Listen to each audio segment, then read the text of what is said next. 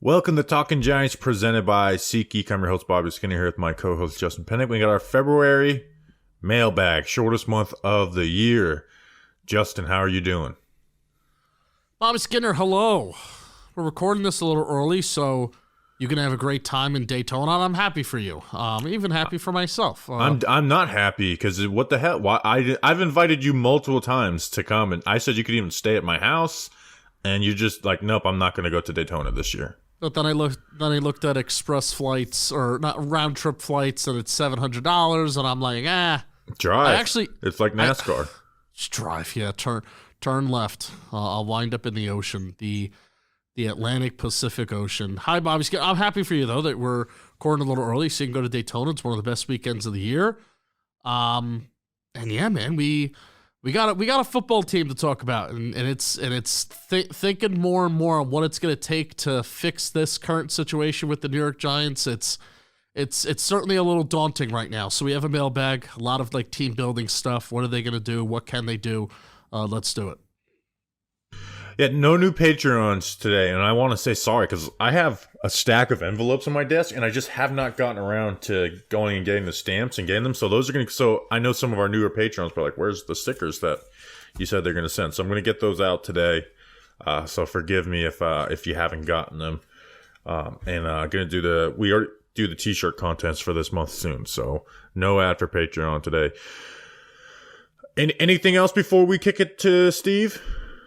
How about this? Today's episode is sponsored by JM Football, and that is where you can find all of Bobby's draft breakdowns this draft season. JM Football, youtube.com/JM Football. However the URL goes, and obviously I do some fun trivia stuff. I do some shorts. There's some other videos that I want to try out this offseason too. But if you're itching for draft breakdowns and you're itching for draft content, JM Football, that's where Bobby's draft breakdowns are going. They've been cranking out. So go check them out. All right, take it away, Steve. Mail time. Mail time. The mail's here. Come on. Bye, guys.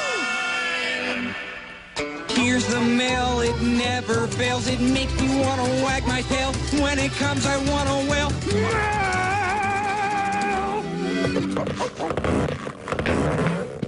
Thanks, Steve, from Blues Clues. Justin, let's get into the mail. First question is coming from NYG fan in Charlotte at Research Rick. Now that you've had a chance to digest and process the Shane Bowen hire, what free agents on defense should the Giants be targeting? Which existing Giants players are helped and which are hurt? I do have a list of free agents right now. I didn't look at like minimum guys. I kind of went through like a top 75 list and looked at guys that would help, that would fit on the defense, Justin. I don't want to just simply list names. Is L'Jarius Sneed like a lock to go back to the Kansas City Chiefs, right? He's not a lock. They got to pay a lot of dudes, right? They have a lot of good players on their team, and they may feel with McDuffie on their team, even though he's a slot guy, they may feel like Sneed is kind of expendable. They may feel that way. I mean, I wouldn't if I were them. I would kind of prioritize him. I thought he played more like an all-pro this year than McDuffie does, Super Bowl bias aside. Sneed is a guy that he follows wide receiver ones. That was his job in Kansas City this year. So if I were them, I am valuing him, but that was the one guy, Bobby, that it could be like a James Bradbury contract, maybe a little bit richer than a James Bradbury contract, where it takes up like 7 to 9% of the cap. And I'm celebrating that. Like, I am like, yes, the Giants have a cornerback one and then put Deonte Banks alongside of him. And man, I'm feeling really good about the secondary, but that's probably a pipe dream. Yeah, I mean, but he was in a defense that asked a lot of him, right? And they also throw a lot of disguised looks. But, within those disguised looks, they didn't have, these huge mishaps that a lot of the disguised look teams do, and that's what we know Shane Bowen likes to do, like throw different disguised coverages, where I feel like that could be the splash, right? Like I got Danielle Hunter, who I think is worth talking about, but I don't really see that one happening. Where I can see if L'Jarius Sneed does get the free agency, I can see the Giants going out and being the top bidder for that at the cornerback position. They're let Adoree walk and then pair him with Deonte Banks, and possibly have like a really stud cornerback duo to go with this. Hopefully McKinney as well. I'm also like doing this under the guise that McKinney's back. Right. Like this exercise. The other corner that could be a little bit cheaper that could make sense is Kendall Fuller from the Commanders, Justin. He's played outside the last few years, but he has experience at nickel corner. Can move all around. Like, he's a very good run defender. He'll be his age 29 season, right? So it'll be a little, he's a little on the older side, but that's why he would be a little cheaper. I feel like that could be a good fit where it's like, hey, not the break the bank top free agency signing of the offseason type deal, but like, man, this is a really good fit. Like, if they want to bring back McKinney, prioritize, say interior offensive line and free agency, then I feel like Fuller could be like a nice second or third free agent for the Giants this year, because I don't think we expect him to go insane in free agency either. No. Fuller at one point was playing like that all-pro, and then it's funny how it was Dalton Feely and we put him on the all-JM team, and then like that night he goes up against DJ Moore and the Chicago Bears and just gets cooked. So whoever signs Fuller this offseason, I would say go to that game to figure out what the hell happened there. Is it Commanders just being a really bad defense and having a really bad call defense, or was it something on Fuller? But yeah, man, he was, for the majority of the year, he was really, really good. Yeah, and I view this as like, hey, put him back at nickel corner, right? I feel like run defense needs to be a priority for how they invest in that position in the future.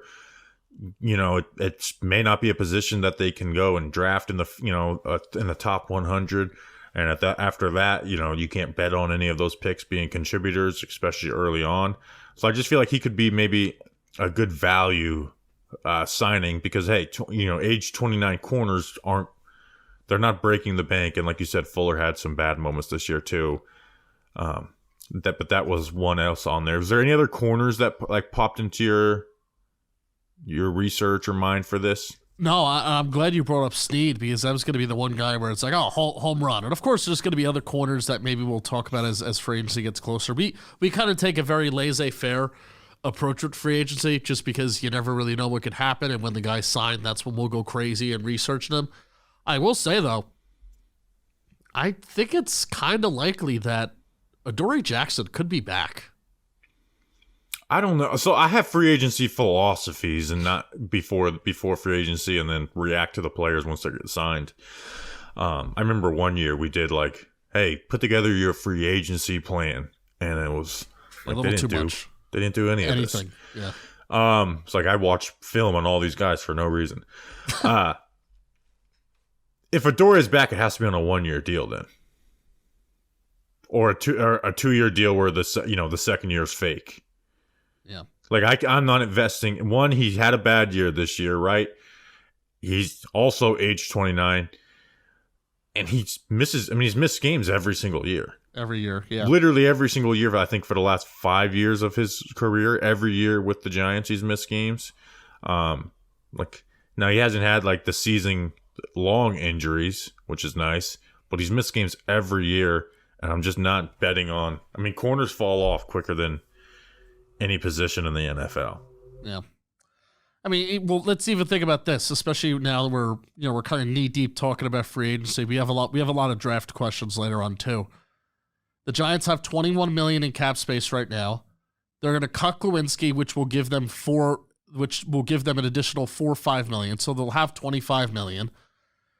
And besides restructuring Dexter and Andrew Thomas, I don't see any other smart. They could cut Boogie Basham. That'll give them an extra $1 million, sure. But I don't see any other big moves the Giants can make besides doing those two restructures that I view as smart restructures. I don't think they should touch Waller. I don't think they should touch Daniel Jones's contract. They may have to, but besides those two things, I don't really know how the cap space is really going to grow up to like $30 million. And then if you include the franchise tag on Saquon Barkley, that takes out what, $12 million? Let's not include let's not include the franchise tag on Saquon Barkley. That'd be my number one thing. But I mean, you know how it is. I mean, but you know my point. It's like they don't really have a lot of room. Contracts are just backloaded, right? Yeah. Like the idea of not wanting that to happen is just, it's essentially a foreign concept in the NFL. They're backloaded. Now, how backloaded is the question, right? Does this become a pain in the ass where you regret it down the road? Or is it like, hey, this is just parts of doing business that eventually, those cap hits go. And I think the Giants are in a spot where they just aren't filled with talented players. Like, that's like one, even though I just want McKinney back in general, even when the McKinney annoyance was at its height, right? Where he was saying some dumb shit after games and and also not having like the same playmaker stuff that he had in the former scheme, was like, okay, but the Giants are not in a spot to let one of their drafted players walk, at his first chance at free agency, right? And especially, a second round guy who doesn't have that 5th-year option. That's obviously a difference with Saquon, where he's heading into year 7 in place running back. But the Giants like keep their good players, unless they're like limited players like Landon Collins, and we're going to get $84 million over 6 years. Like I'm not in I don't feel like the Giants are in a position to let good players walk. But especially with Bowen now, I think McKinney was more of a priority. McKinney is more of a priority bringing back now than he was before. Absolutely, and we could talk about him and the good players for him. Other guys in the secondary, this would be a little bit of a luxury. I love Kyle Duggar of the Patriots, right? And they let their guys walk, and I think DeMeco Ryans probably doesn't want to let him walk. I think he would fit perfectly. He can move all around. He's like the ultimate chess piece in the NFL. He's been one of my favorite guys to watch. He plays the run extremely well. You can play him at every spot on the field. He would be awesome to have here, right? And I know everyone devalues the safety position. I don't, but hey, good. The Buffalo Bills pay 2 safeties, and they've been paying 2 safeties for a long time in Micah Hyde and Jordan Poyer. Also, Jabril Peppers, right? It's a reunion that could make sense. Now, Bowen is going to have split safeties a little more, but he likes to rotate them down. But Peppers can fit that role well. He's a little bit more limited to what he can do and disguise. But if, I could see Peppers. I would just love having Peppers back. I think he would help a lot with the run defense. And I think he's a lot better in coverage than people really ever gave him credit for. Up front, I mean, Danielle Hunter, right? He's only 29. 12 or more sacks in 4 of the last 5 seasons. And the one season Dan was injured. There's experience with Andre Patterson. Like, the Vikings are in a spot now where it's like they feel like they're going to let him go, even though I disagree with the Vikings doing that, right? And I disagreed with them letting Zadarius Smith go. He's awesome, right? Like, he would be instantly our best pass rusher since when, right? Since JPP was at his prime. Yeah. And obviously Andre Patterson has worked with him. And I think there's a lot of tread left on his tires, where if the Giants were going to go, but like, hey, they set the market at this position. Danielle Hunter is the only guy who I think is really worth doing that, right? Where he's close to the top money for defensive ends on, a 4-year contract where the 4th year is an out. Zadarius Smith, even though he's a little older, Zadarius Smith is 31. He's a free agent as well. I put him on the list. I think he's going to be 32 at kickoff. It would have to be a short-term deal, and then you ask the question, should the Giants be spending a lot of money on a short-term deal on a 32-year-old player? That's although I love Zadarius Smith. If we were in a win-now mode, I would want him. But that's the one where, yeah, it'd be cool to get him on a short-term deal, but I think a contending team's will pay him because he's worth it. The 2 Ravens edge rushers this year had a really good year. Kyle Van Noy, he's been a former future Giant for years. 2020 draft, free agency preview. I think Kyle Van Noy was on that list. Except he had a really good year this year, and also Jadeveon Clowney. There is a Tennessee Bowen tie there, except Clowney played like 8 games for the Titans and didn't. It was like his worst year of his career. Yeah, man. So I don't know if Bowen has a really good taste in his mouth for Clowney, but. Like these edge rushers, I feel like this is what the Titans, this is what they were. They like just big linemen, like big, strong, tall linemen, and Clowney certainly has size. Zadarius Smith at 275 pounds, he's certainly a guy that has size. Is not your stereotypical kind of lighter, faster edge rusher, right? And I feel like that's what Bowen is going to try and that's the type of guy that Bowen's going to want to try and add to this defense. Yeah, I agree. And then Bryce Huff from the Jets. He's 25 years old. The Jets have drafted first-round edges in back-to-back years. They have JFM and Carl Lawson. Maybe Carl Lawson's coming up on free agency. I can't remember. I should have looked that up. Like, they might let him walk. And, he was only behind Parsons and Myles Garrett in pass rush win rate and only behind Parsons in pressure percentage. Carl Lawson is a free agent, by the way. Okay, so Carl Lawson's a free agent. But there is because they are in the same stadium, you do see some hubbubaloo about Jets and what's happening with them. And there's a thought that Bryce Huff may not be there. So like that's the I see Jets Twitter. I see them talking about Bryce Huff maybe leaving. Here I see them debating about Zach Wilson and how he was treated, and then I see them posting your video, Justin. Oh yeah, I saw that a few days ago. They were posting your video again. It's like, still? Yeah, I was like, well, what is going on with these people? I mean, I don't throw this phrase around too often, but I mean, I think that's the definition of rent free. 10 sacks, 21 QB hits for Bryce Huff this year. And the main thing about Bryce Huff, only played 480 snaps this year, 42%, and he played in 17 games, so it wasn't a hurt thing. So 42% of the snaps in which he was eligible to play in, he played in. There's just a lot of mouths to feed over there in New York with the pass rush rotation that they got, and Huff had a really, really good, efficient, he had double-digit tackles for loss, too. So 10 sacks, 10 tackles for loss, and 21 QB hits. Yeah, he was stellar, right? Like I said, pass rush win rate this year was Micah Parsons, Myles Garrett, Bryce Huff. He's going to get a lot of money. Maybe, I guess. I don't know. It's going to be, he wasn't like a starter for them in reality. No, he wasn't. Do you have any other guys on the free agency list? I know we spent a good amount of time on this one, but we don't have a ton of questions today, so that's okay. No, and I mean, I don't have anybody specifically, but a guy on the interior, kind of like A'Shawn Robinson is a free agent. Yeah, in my mind, I just viewed it as like bring back A'Shawn more so than like let's go find a new defensive tackle. Yeah, I think I'd be okay with that. Like in my brain, are the Giants really going to find a more substantial upgrade than A'Shawn Robinson? Like I would be happy if the Giants found A'Shawn Robinson in this year's free agency again. So you might as well just go back out there and get A'Shawn Robinson. Yeah, absolutely. And then for the other part of this question that asks, who are some players that this benefits and who are players that it may cause issues to. I mean, Xavier McKinney is the big winner in this, right? Like Byard had 9 interceptions in his first 2 seasons. That's where, we saw McKinney thrive in a similar type of, philosophy under Patrick Graham, where it's like, hey, rotating down, rotating to the middle of the field. And, safety versatility is so key for Shane Bowen. And, man, Xavier McKinney is good in every single role, right? Like, I thought in 2022, Justin, he was their best linebacker, right? So McKinney is the easy answer. I think it's going to help Kayvon. Right now, I think Kayvon living up to his potential is all on him.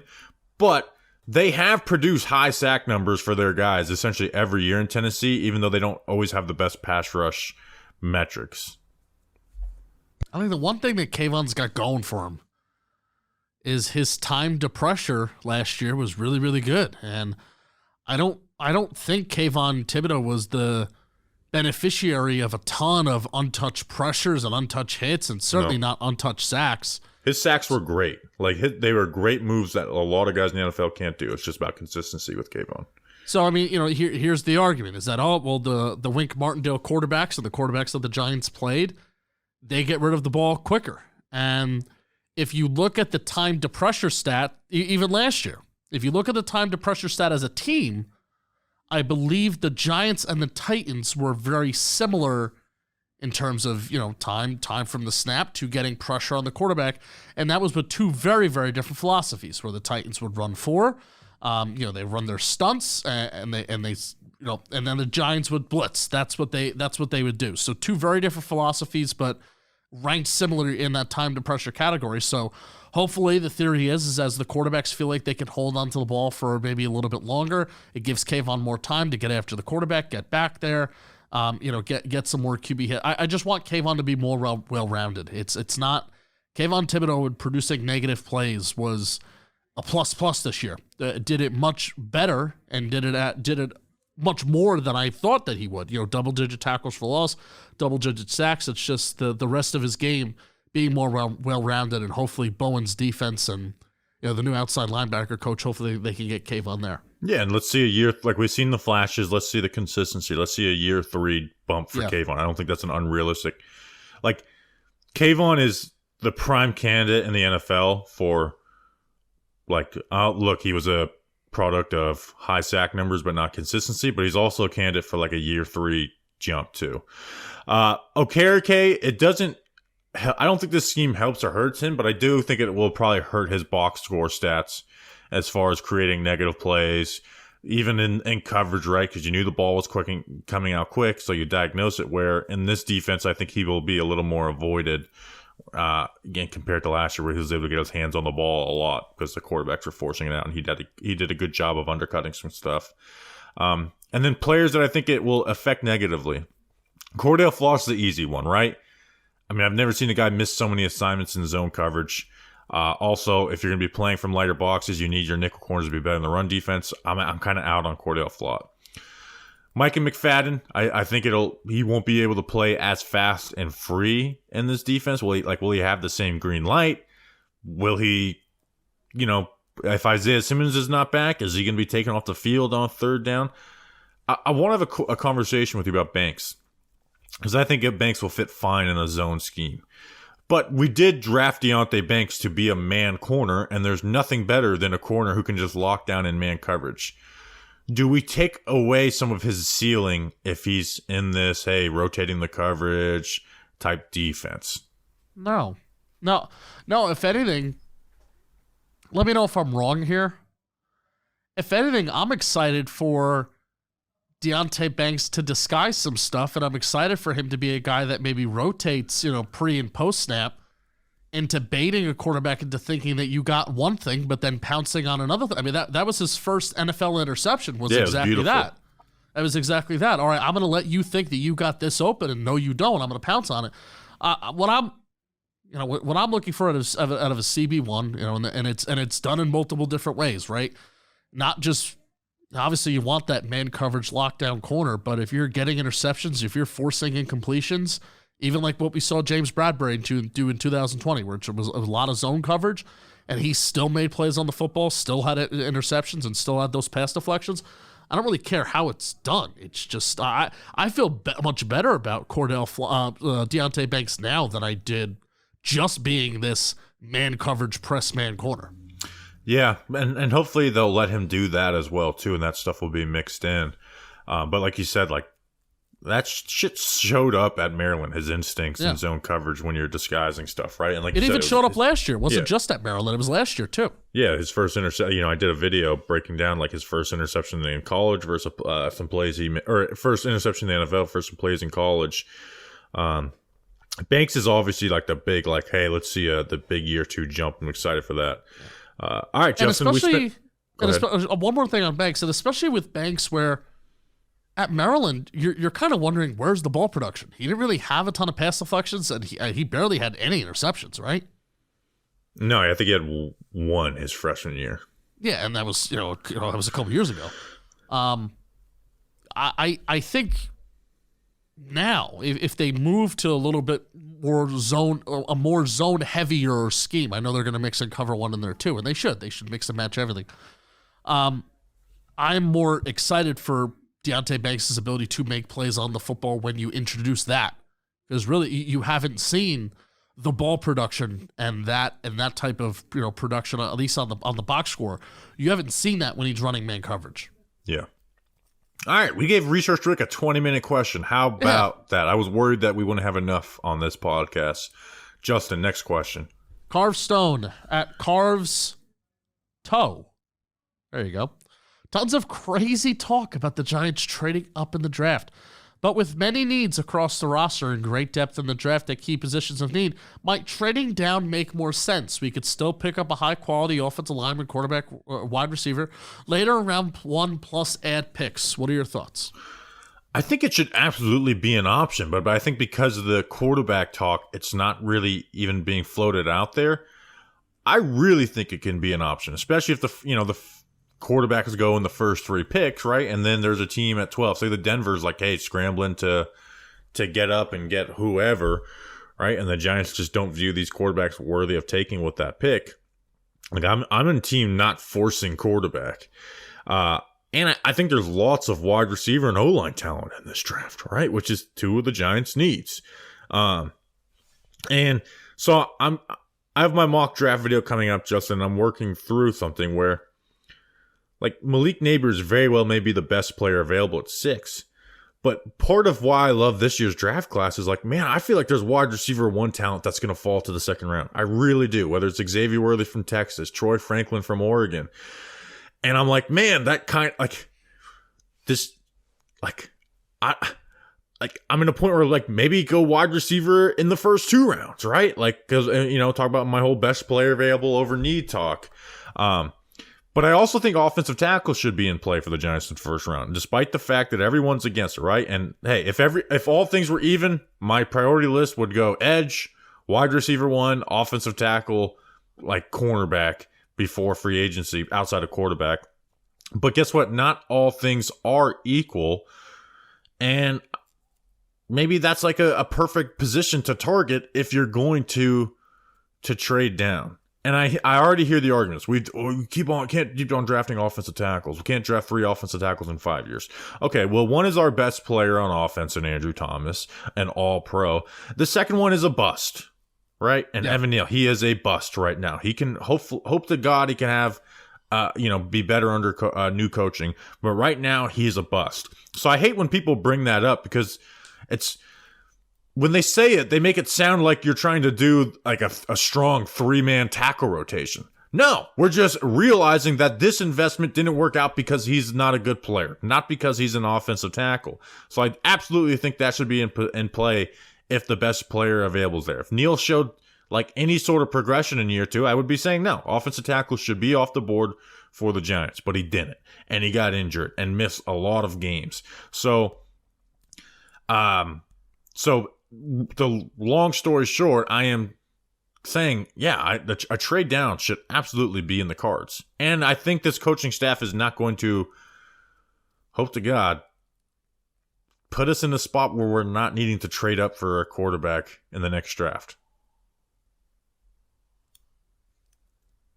Repeat that last line again? Well, so I'm saying, like, having the more future assets to trade up in the future is a very welcome thing. Like you? Yes, I want Joe Shea and Brian Dable. Would you not love Denver's? Does Denver even have their first round pick next year? Probably not. Yeah. Well, let's just say, actually, I want Denver to want JJ McCarthy very bad. Okay, let's just say they do have their first round pick next year, even though I don't think they do. Wouldn't that be the prime candidate of like, oh my God, they traded away a top 5 pick in the 2025 draft for JJ McCarthy? Yeah. Would it not be perfect? Like, could you not see Denver being a total shit show next year? With their lack of, well, I guess I gotta stop saying Denver because I don't have any damn draft picks. Yeah. But my point being is, like, I think a trade down should absolutely be in the cards. And that's because I actually really like this draft class. I think there's a lot, like, this is my favorite draft class since 2020. And 2020 was a great draft class. They need great players, man. And if that means getting the great player at 6, because here's like, they already have so many draft. They all right, maybe they don't have the same draft capital that they did in 2022 because they had 2 top 10 picks and then plus 17 other top 100 picks. So maybe it's not the same draft capital as that year, but they still have a lot of picks in the top 100, man. And they need great players. And if there's a great player that's available at 6 and you know he's a great player, part of me, even though I'm 2018, 2019, 2020, Justin, would be punching myself right now because it's like value and accumulate picks and the draft is a lottery, blah, blah, blah. But the Giants, they've had picks. They've had top draft capital picks since Vietnam. That's what we've been in every year. And, some that we've hit on and some that we've missed. And a lot of Joe Shane's top picks have been more or less misses. They got to get great players in here. And it's like they already have enough top 100 picks to, if they hit them, to change around the team. If they want to add more, great. But I agree with you, but also I'm in a position where it's like I don't want just good players. I don't want, this draft is filled with depth. All right, but you can get a good player in the back end of the first round. I want a great player. And if Malik Neighbors is going to be that Jamar Chase type of alpha receiver, then I want him.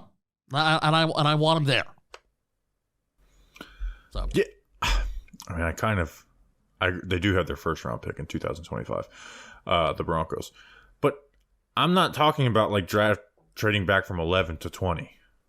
Right, like in 2020, I'm talking about trading back from 6 to like 12 at the lowest. But my point being is that, like, I think it should be in the cards. Right? Oh yeah, it should be in the cards, 100%. And so I just think, like, the second round wide receiver talent wants me to not want a wide receiver in the first round. But when I'm looking at these players, I'm like, man, that's the guy who, if he's there, that I want.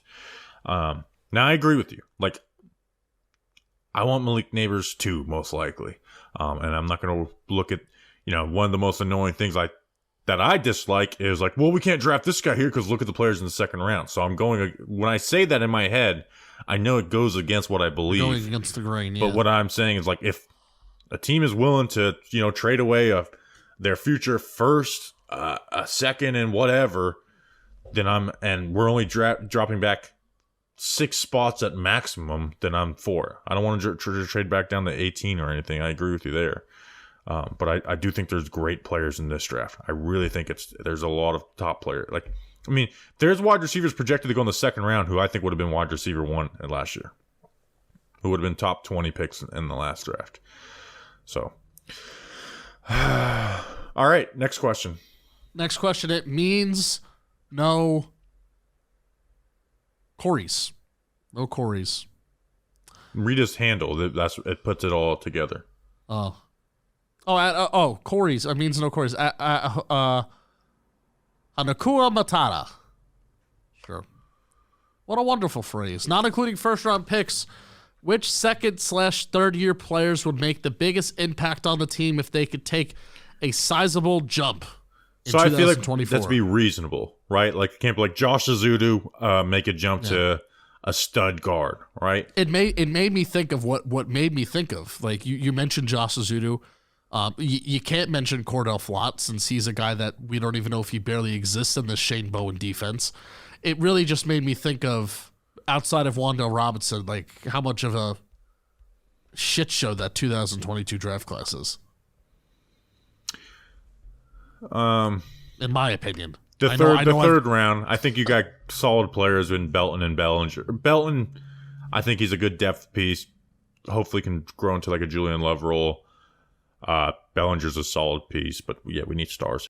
John Michael Schmitz is the one for me, right? Like, he has every reason to be a really good center in the NFL for a long time, but he does need to bounce back. And we saw a little in the beginning of the year, and just the year kind of tailed off for him, right, and got out of control. But like, you see good like traits and fundamentals, but he's just got to come back ready for like the strength of the game. And I really hope Carmen Brasillo can add some stuff to his game to throw up defensive linemen, because I think what happened is, like, hey, he had some good hand usage and shit, but he was kind of going back to the well with the same stuff, and defensive, tackles caught on to it and knew what to expect. So they were timing up his punch and stuff. But if he comes back like ready, some new, tools in his arsenal, also like comes back a step forward in and protection and stuff. So like to help maintain, with some of your lacks of ability in lateral movement, I think then you have 2 out of the 5 offensive linemen set up without whatever additions or improvements there are in other players, in Andrew Thomas and John Michael Schmitz. Yeah, I'm with you with Schmitz. Nicky Snacks has been, carrying the torch for years about just how important center is, and captain of the offensive line. It's the dude that sets the calls. It's the dude that just sets the intensity for what a game could be. You saw Nick Gates do it for a couple years there, and You certainly want John Michael Schmitz to do it. Just how important it can be to have like a center. Okay, yeah, we just have our center for the next 10 years. We don't have to worry about it. We don't have to touch it. We don't even have, we can just wipe our hands clean. And that's going to be the dude that's going to lead the offensive line for years. And he's a really good player too. That would be awesome. Wan'Dale Robinson has potential to have a really, really, like if you want to talk about a breakout year, I think Wan'Dale Robinson has the potential to really have a breakout year next year. I really do. And I hope, and that's regardless of what quarterback is under center, even with Daniel Jones, with all his flaws. Led the team in catches. We'll see what happens at quarterback. But we've seen in back-to-back years the slot wide receiver have a lot of catches and a high catch rate in this offense with Richie James. And then we saw Richie James, not be able to even play on a bad wide receiver group with Kansas City. And then Wan'Dale has more athleticism there. We forget because he came back so well from the injury that he did still have that injury. I do think there's some explosive ability in Wan'Dale's game that isn't there for other, 5'8" slot wide receivers. So that's a good one. Hyatt is also the other one I want to throw out there that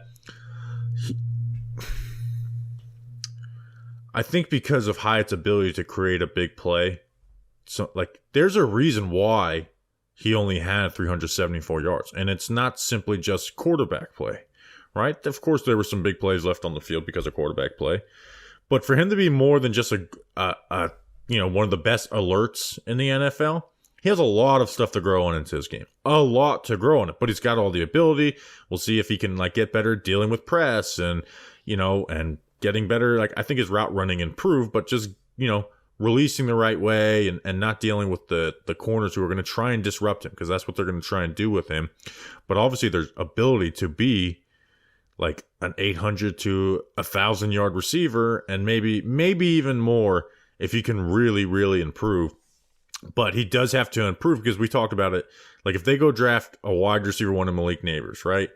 Well, then the role for Hyatt gets really muddy, because he's not a better wide receiver than Darius Slayton. And while he's a better explosive threat than Darius Slayton, well, guess what? Slayton is good at that. Slayton was the only explosive threat for a long time on the Giants. So you're not going to force him on the field over a guy like Slayton, like you did Isaiah Hodgins, because of that ability. So Hyatt, I think year 2 is critical for Hyatt, of how much are you involved? He's always going to have a role, because that speed cannot be taught, and it is so valuable. One catch for 50 yards is way more valuable than 3 catches for 35 yards, in my opinion. Yep. But to get to the player that he wants to be, there is a lot of work that's needed. But I think I think he can make a reasonable jump forward that could really impact his team in a positive way. I know this is kind of coming out of left field, but, I think both of us are in the boat of not tagging Saquon Barkley, letting him test free agency, and letting the market dictate what he's really worth, right? How do the Giants think of Eric Gray's rookie season, and how do they view him as an NFL pro right now? Because running back is the one position that I think it's just the most seamless, besides wide receiver. Oh, lights are off. Turn them lights back on, children. Turn the lights off. No, turn them off. Oh, God, the carpet. Here, I'll turn off my lights in solidarity. No. Eric Gray. Running back, I feel like, is one of the positions that's just has one of the most, I'll just say it, I think it has the most seamless transition from, the college to the pro game. You see running backs that are just, that you snap their fingers, and if they're ready to go, they're ready to go, and they can be one of the league's best right away. And I still like Gray as a runner, even though he's not the athlete. There's a reason why he fell that far, because I think he has athletic limitations. I like Gray as a runner, but like you said, his rookie year was kind of a wash, because one, Saquon got so much of a load, and also the blocking ability, or the lack of blocking ability he showed in the preseason, made it hard to put him on the field. But like the one game where he actually got carries in Miami, I know you'll look at that box score and not like it, but I liked him in that game. I came away happy with him. He had one blocking rep, and he did a good job on that. So I guess, Eric Gray is kind of becoming the forgotten, young player on this team. I turned my lights off. I'll turn them back on. Turn them back on. Yeah, because if we're going to be living in a world without Saquon Barkley, well, then it's the conversation of what does this running back room look like, and is it you would have to presume that it's a running back by committee, that they're, after letting Saquon Barkley go, that they're not going to probably give a somewhat of a sizable investment in a running back. I mean, maybe they would. Maybe they would go second, third round running back. I don't know. We know they like. And they have to invest something into it besides another day 3 pick. Right, but you would think. My point is that the second that if Barkley does leave, Eric Gray's role automatically does. I mean, his role increases and it takes a big jump. So, I wanted to throw him out there in the mix. Yeah, we will do our free agency for the Giants pending free agency, and we'll have a deeper conversation about the running back position.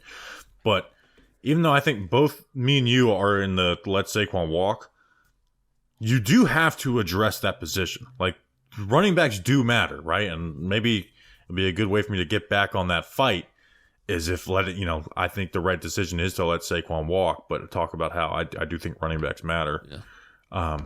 I would have loved to. Imagine if we did this. Imagine if they did take James. I think Buffalo might have taken him way earlier than I was even comfortable taking him, but I was all in on James Cook. If they drafted James Cook and James Cook is still here and Barkley is gone, and then you have that seamless transition. And that's an example of Buffalo. They gave somewhat of a sizable investment at running back. I believe like a second or third second round pick. They went third, second in 3 years in a row.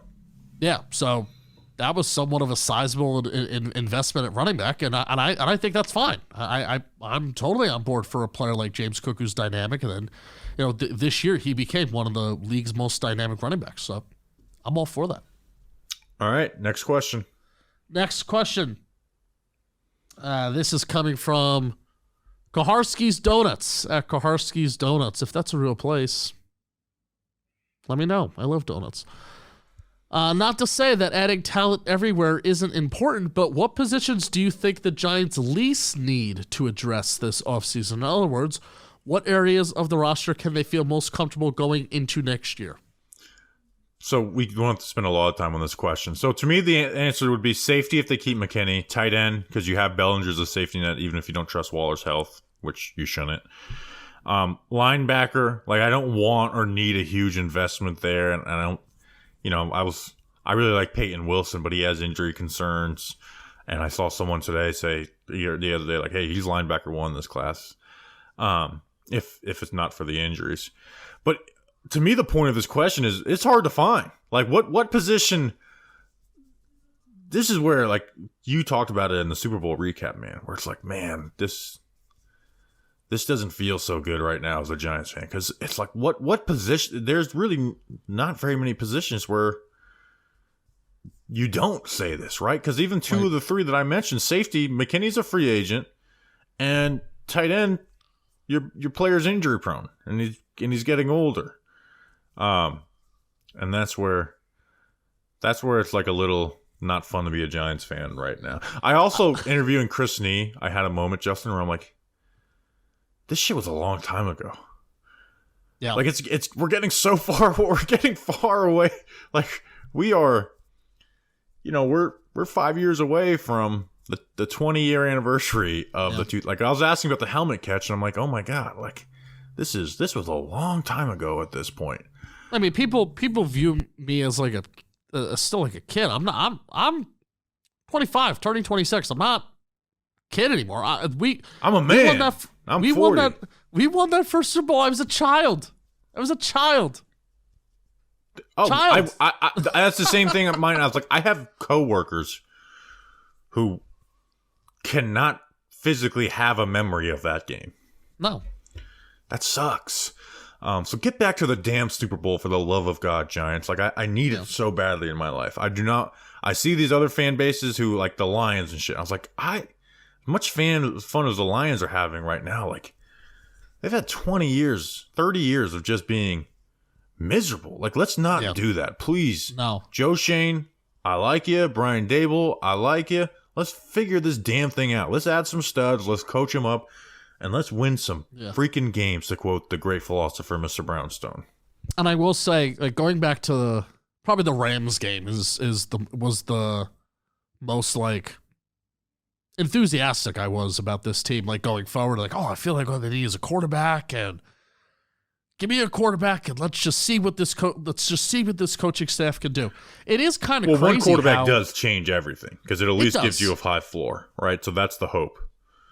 But I will say, the fact that this coaching staff isn't even worse than we thought, because it was the offensive and defensive coaching staffs, and we didn't really have a full idea towards the latter part of the season just how bad it was and just how impulsive Brian Dable is, reportedly. All of this, and it has really nothing to do with who they draft or like on the field stuff, even though I think the performance of the staff does trickle down to on the field, right? It is kind of crazy how much this early part of the offseason and hearing all this about Dable and hearing the tension with Kafka and Wink, and it kind of has really put a damper on me, way more than I thought.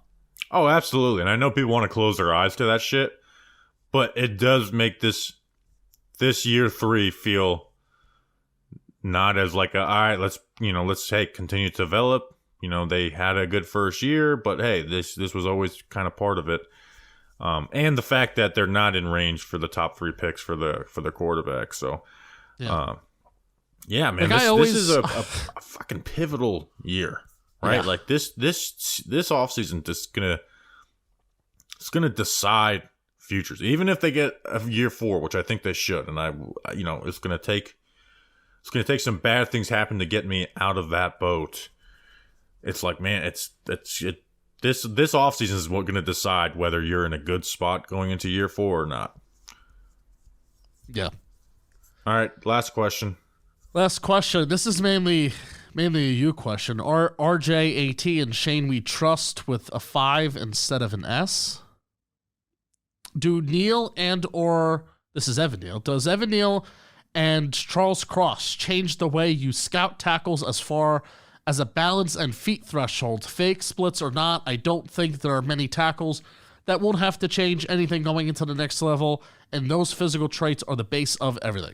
So RJ's been asking this question for a while, and I told him, save this for the offseason because I do want to tackle this, but I need more time. I need to go actually watch Charles Cross and see how he's done and, see full season numbers and stuff.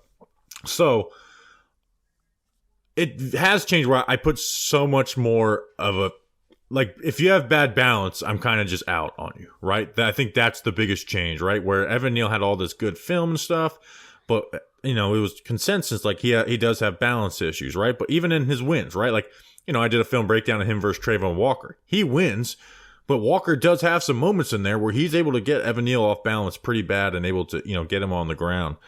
But Charles Cross does not change it for me. So I actually went and watched Charles Cross and I looked at the numbers. Charles Cross had a lower pass blocking efficiency than Ekwonu, but Icky had the 11 sacks, so his second year gets talked about a little more. Cross gave up 6 sacks in 3 less games. He was 54th out of 73 offensive tackles in pass blocking efficiency. And he's still not very good in the run game. So I went back and I watched Cross, and I do see some, there's good film, right? I think the conversation with Cross was never like, he's going to be a horrible tackle in the NFL. I guess part of it was. But to me, I was like, man, I just don't see a great tackle here. And the Giants have the 5th and 7th overall pick. I'm not taking him with that pick. With Evan Neal, I was obviously wrong about that.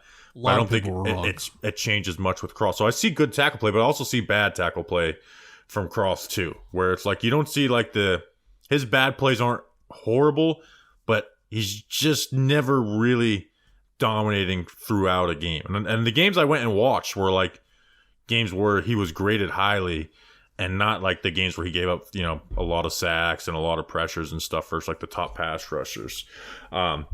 So I look back at that and don't say, man, I wish we'd have got Cross over Neal. I would rather have Charles Cross than Neal. But I look back and say, man, I wish we'd have gotten Chris Olave or Garrett Wilson or Kyle Hamilton or George Karlaftis. I don't look back and wish we had Cross.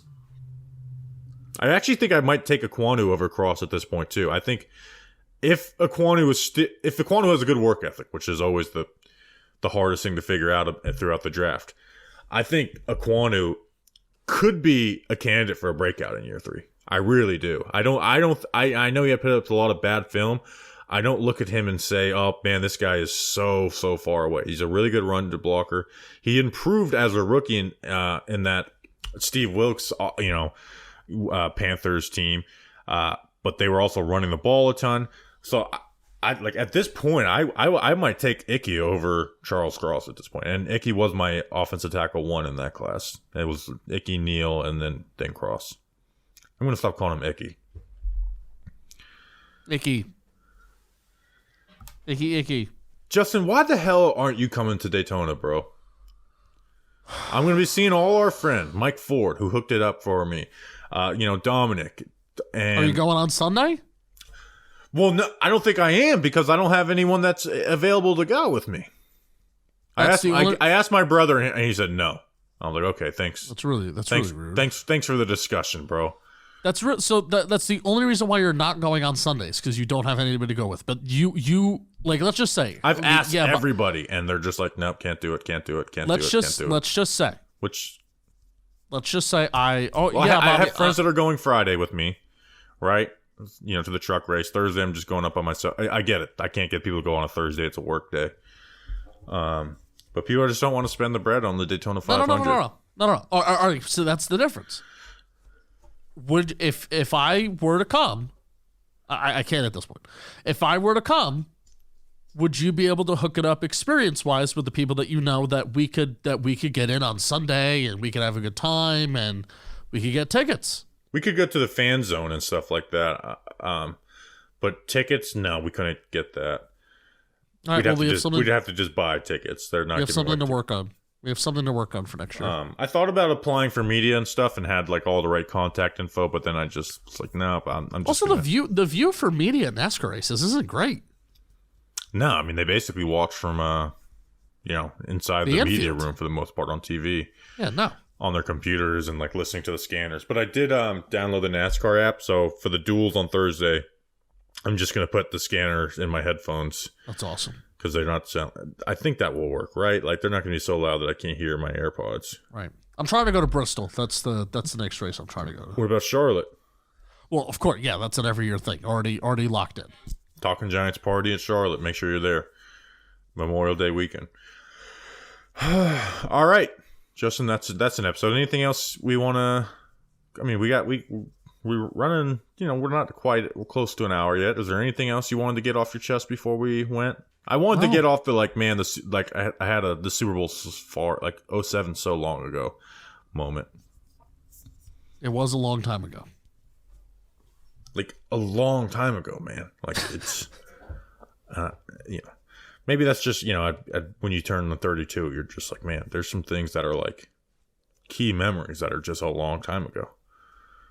Like I had a moment, like if I was like working with someone who's like 23 or 24, maybe a little younger than you, where I'm like, man, they would view me the way I viewed like the 31 and 32 year olds when I got like jobs at 22 years old, which is like a weird place to be in life, but it's good. My life is good. Really good. Going to Daytona. All right, Justin, that's an episode. If you're in Daytona, say hello. How about that? We'll see you next week. Until then, let's go Big Blue.